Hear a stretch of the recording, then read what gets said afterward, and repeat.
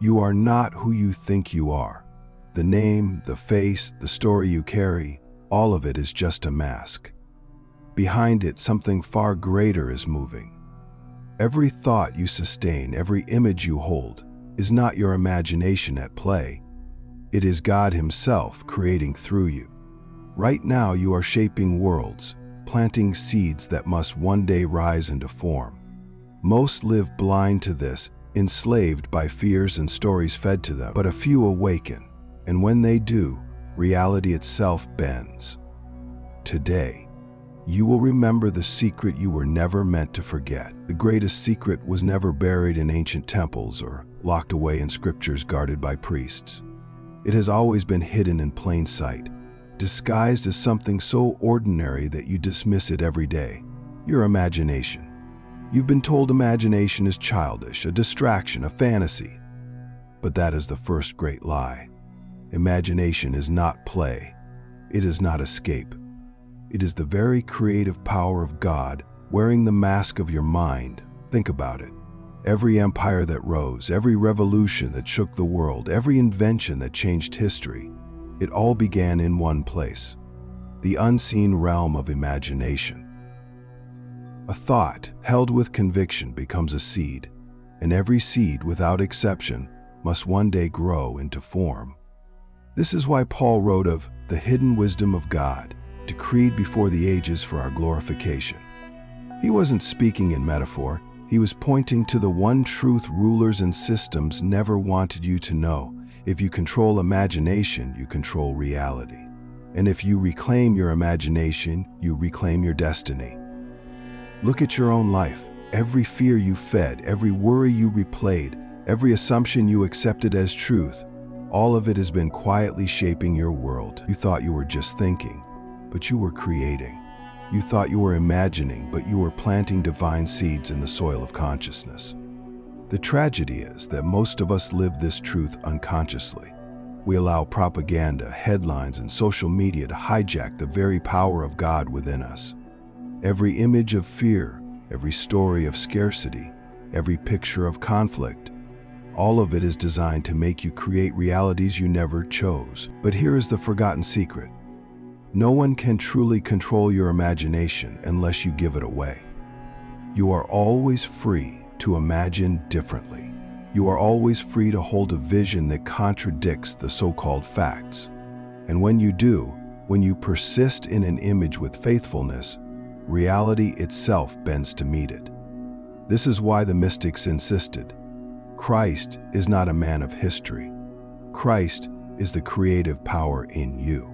Every time you dare to imagine a new state of being, every time you refuse to bow to appearances, Christ is born again through you. You are not a powerless spectator in this life. You are not trapped in the story others wrote for you. You are the author, the dreamer, the potter shaping the clay of existence.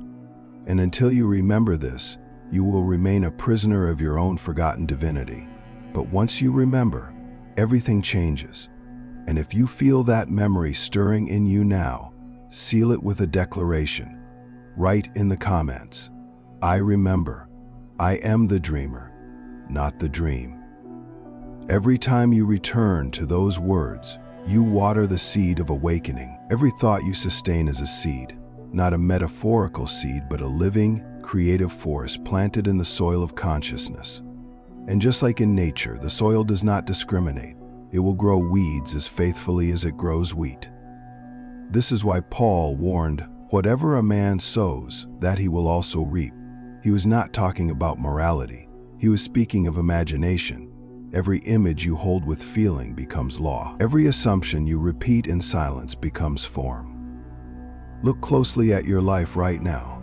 Everything around you, your circumstances, your relationships, your health, your opportunities, they are not random accidents. They are the harvest of seeds you once planted in imagination, whether you knew it or not. Aldous Huxley discovered this with terrifying clarity. He once declared that life had no meaning. It sounded like philosophy, a clever rejection of faith. But decades later, his home burned to the ground. His library, his manuscripts, his treasures, all reduced to ashes. The universe mirrored back the very seed he planted. Nothing has meaning, and so meaning itself was stripped away. This is the danger and the glory of imagination. It never sleeps. It never turns off. Even your fears, your doubts, your anxieties, they are seeds and they will grow. Most people unknowingly use the power of God to create their own prisons. They water the soil daily with thoughts of scarcity, sickness, and defeat, and then cry out when the harvest comes. But here is the turning point. Once you recognize that you are the sower, everything changes. You do not need permission to plant new seeds. You do not need to beg the heavens to intervene. The potter's wheel is always spinning. The soil is always fertile. And the only question is, what are you planting today? A single sustained image, held faithfully, can reshape an entire life. Imagine abundance with conviction, and doors will open where none existed. Imagine healing with gratitude, and the body will bend to your vision. Imagine freedom, and chains will begin to fall. The seed may take days, months, or even years to ripen, but the harvest is certain. So pause for a moment and ask yourself, what seeds are you planting right now? Fear or faith, scarcity or abundance, imprisonment or freedom? And if you are ready to choose consciously, let your first act be this. Plant a declaration in the comments. Write these words. I sow only the seeds of my highest vision. That is how you begin to reclaim your power, one seed at a time. Your imagination is the most valuable resource on earth. Empires rise and fall on its power. But here is the hidden war. Every day, forces compete to hijack it. When you wake up and scroll the news, when you turn on the television, when you dive into endless streams of images and headlines, you think you are consuming information. But what you are really doing is sowing seeds you did not choose. Every story of fear, every image of disease, every headline of conflict, all of it is designed for one purpose, to direct your imagination. Because if they can get you to imagine it, to feel it, to picture it vividly in your mind, then you become a co-creator of that reality. This is not metaphor, it is mechanics. The world you fear is being built through your own participation. This is why propaganda is so powerful. It doesn't need your agreement, it only needs your attention. The moment you picture it, the seed is planted. And most people never realize they are cultivating a garden of nightmares that someone else designed. But here lies the revelation. Your imagination is sovereign.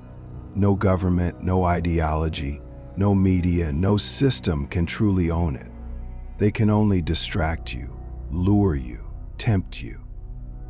The moment you remember that you alone hold the potter's clay, you break the spell. You don't have to feed the visions they offer you. You don't have to water the seeds of fear they scatter daily. You can withdraw your attention and plant your own. And when you do, you will see just how quickly the so-called facts of the world reorganize themselves to serve your vision instead of theirs. The secret they never tell you is this. You are not the audience of this world. You are its author, and if you are ready to reclaim your sovereignty, declare it now. Write in the comments, my imagination is sovereign. Let this be your refusal to be hijacked and your return to the throne of your own reality.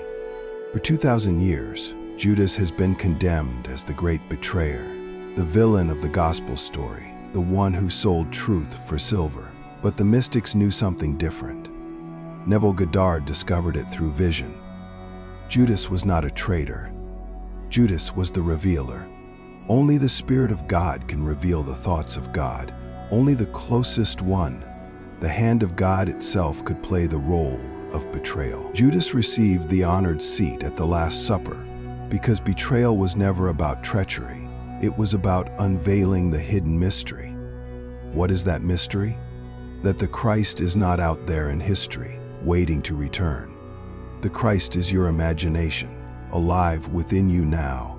And every teacher who dares to reveal this truth, every voice that whispers, "You are the one creating," is playing the role of Judas. They betray the illusion. They expose the secret. This is why the story cuts so deep, because once you hear it, you can never go back to ignorance.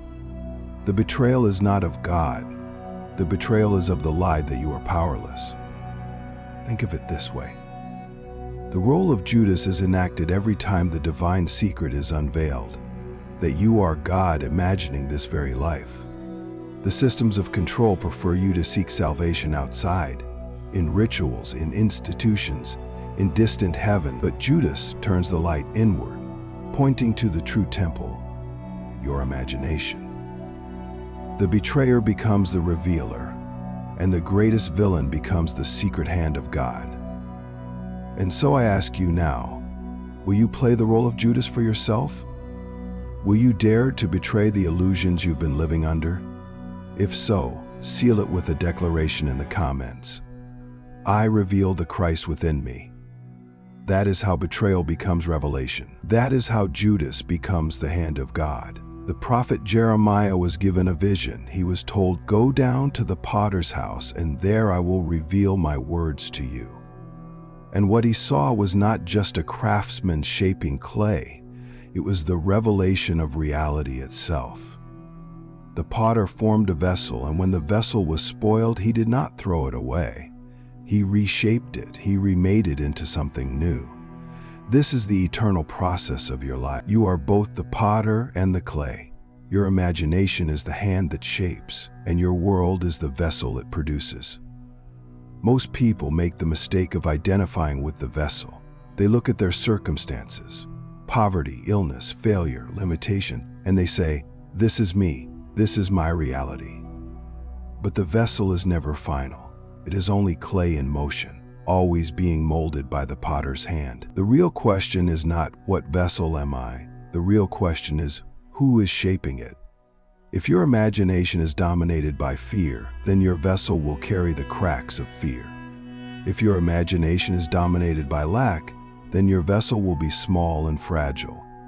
But if you dare to reshape the concept of yourself, if you imagine differently, faithfully, persistently, then even the most broken vessel can be remade.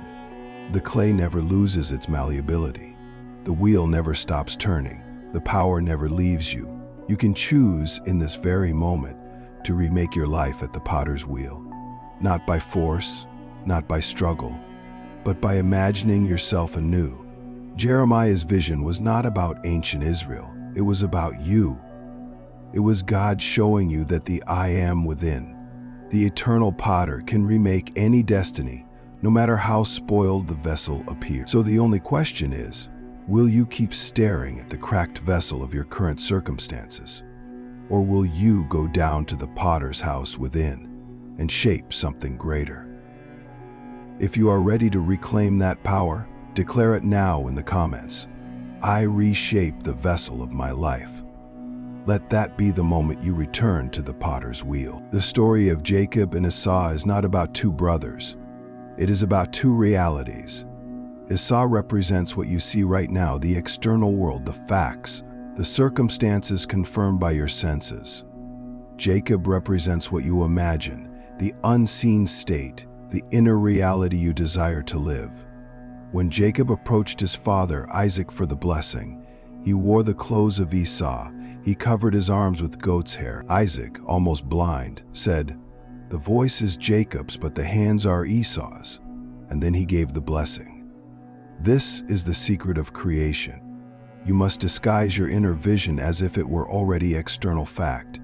You must feel the texture of it, wear the clothes of it, smell the scent of it, until your inner Jacob becomes indistinguishable from Esau.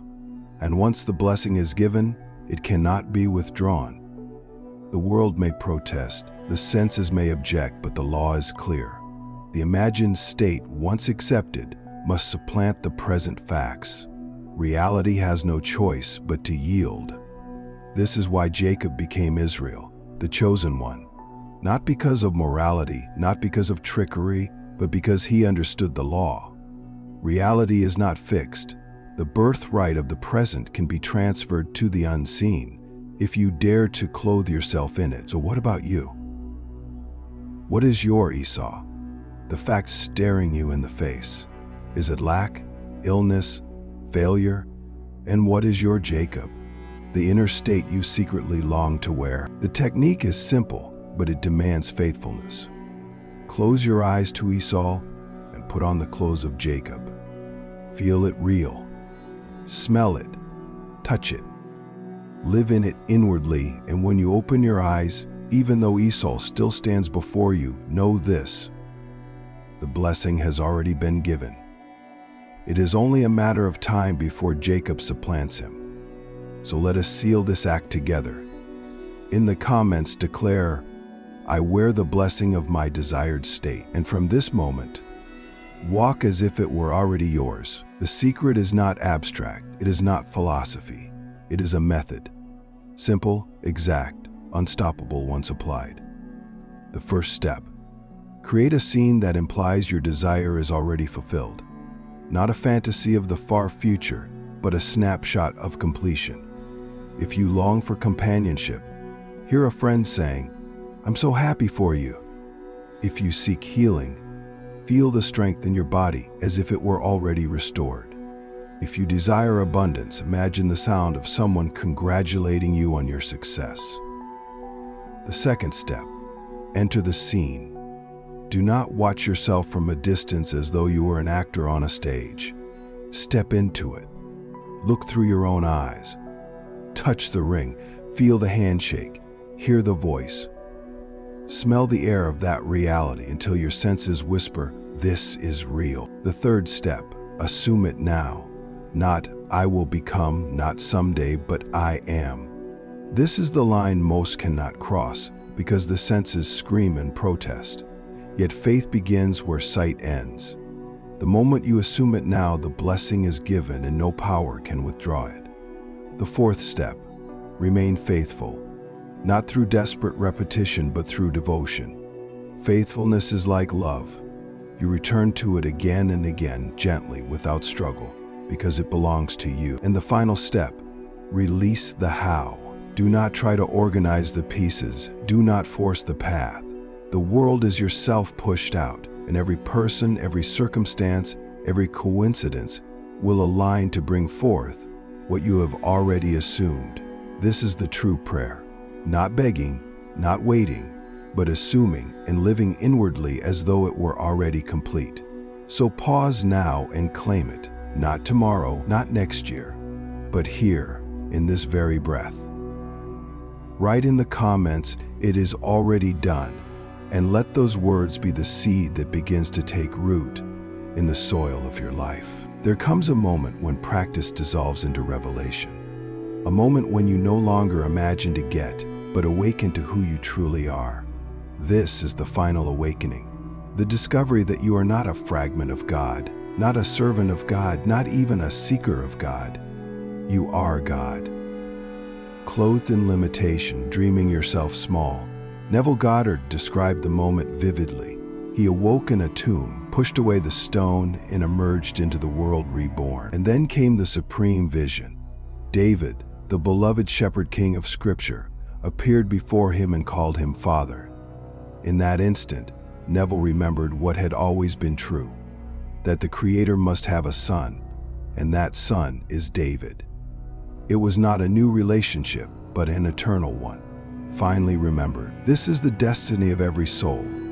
You are God the Father, veiled in amnesia, waiting to recognize yourself through your own creation. All along, the name of God has been hidden in the simplest of words, I am. Every time you say, I am sick, I am poor, I am unworthy, you invoke the divine name and misuse it. But every time you say, I am whole, I am free, I am light, you speak as God awakening. The final awakening is not an escape from the world, but the recognition that the world itself is your imagination outpictured. The prison was never real, the chains were never locked, the door was always open, and when you awaken, you look at every face and realize it was always you. One consciousness, playing all the roles, hiding from itself only to rediscover its own infinite love. So I ask you now, will you live as the dream or awaken as the dreamer? The choice is yours in this very breath. Seal it with these words in the comments. I am awake. Let this be your first act of remembrance and your final act of forgetting. Now that the secret has been unveiled, there is no going back.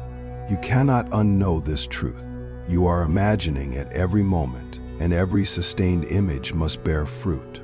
The only question is, will you continue to create unconsciously, or will you choose to create with intention? Look around you. Every fear you have ever repeated, every doubt you have ever nourished, every limitation you accepted, they are here dressed as your reality. You built them unknowingly, brick by brick, thought by thought. But the same power that built your prison can build your freedom. The same law that made chains appear can cause them to fall away. All change begins not with the world, not with circumstance, but with the inner vision you dare to hold. This is the call to conscious creation, to stop letting headlines dictate your destiny, to stop letting fear write your future, to stop giving away the divine pen that only you can hold. You are not a victim of life. You are the potter, the dreamer, the author. And if you begin today to sow seeds of faith, of love, of abundance, then tomorrow will have no choice but to bloom with the harvest of your choosing. The law is exact. It will not fail you, but it will mirror you. If you plant weeds, it gives you weeds. If you plant light, it gives you light. So hear this as a sacred summons. Stop creating unconsciously. Step into your role as the conscious dreamer. Let your imagination serve your highest vision, not your deepest fear. And if you are ready to take that vow, write it into the fabric of reality itself. In the comments, declare, I choose to create consciously. Let the words be the seed, and let the harvest begin today. You have heard the secret. You have seen the potter's wheel, the sowing of seeds, the betrayal that reveals, the blessing of Jacob, and the awakening of the I Am. These are not stories from a distant past. They are the map of your own soul. The question is no longer, do you have the power? You do. The question is, will you use it consciously, or will you drift back into forgetfulness? Every thought you sustain, every image you nourish, is a brushstroke upon the canvas of eternity. You are not here to beg for miracles. You are here to remember that you are the miracle. So I leave you with a sacred invitation. Take what you have heard and live it. Let your imagination be your prayer, your temple, your altar. And when doubts arise, return to the eternal name, I Am. For in those two words lies all creation. If this transmission stirred something in you, don't let it fade. Anchor it, share it, so others may awaken. Like this video, so the seed of truth is carried further. And subscribe to Inner Alchemy, so this current of remembrance continues to flow into your life. Each act is more than an algorithm. It is alignment, an agreement to walk this path together. And finally, seal it with your declaration. In the comments, write, I walk in conscious creation. Let these words be the closing of one chapter and the opening of another, the chapter where you no longer dream blindly, but awaken as the dreamer of your own reality. The invitation is before you. The choice is yours. And the power has always been.